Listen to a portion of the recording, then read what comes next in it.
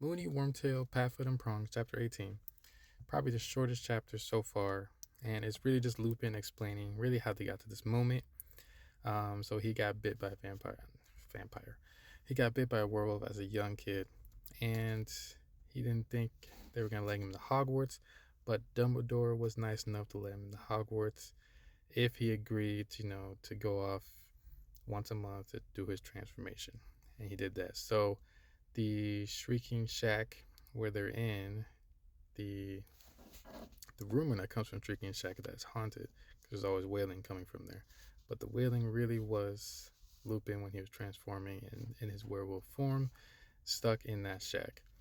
And his friends happen to be Harry's dad, Sirius Black, and Peter Pettigrew. So they were his friends.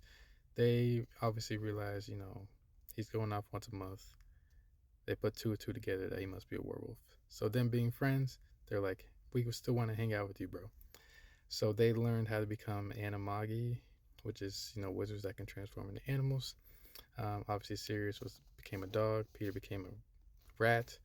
Harry was gonna ask what his dad could be turned into, but Hermione cut him off, and really just explained how they got to that moment, and they did it illegally, so they didn't tell Dumbledore that, and so the reason that Peter or they didn't know Peter and Sirius could become those because no one knew. And then as they're getting to the story, Sirius obviously they also reveal that Peter is alive and that he really didn't kill Peter, and Peter is indeed Scabbers. And then Snape comes out of the invisibility cloak mid-story and points his one at Lupin, and that really ends the chapter right there.